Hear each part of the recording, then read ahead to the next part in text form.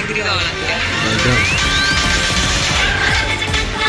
నేను రోజుల్లో నా టాలెంట్ ప్రూవ్ చేస్తుంది మా నాన్న బిజినెస్ టేకప్ చేయాలి.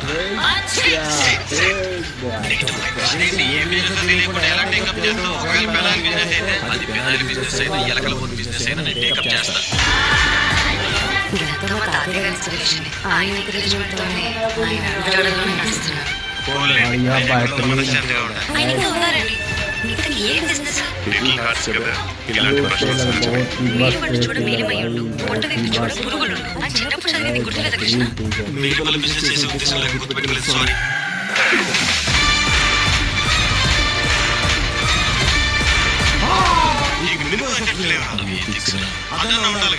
ఏం చెప్తున్నాడు నాకు అర్థమై సాబ్.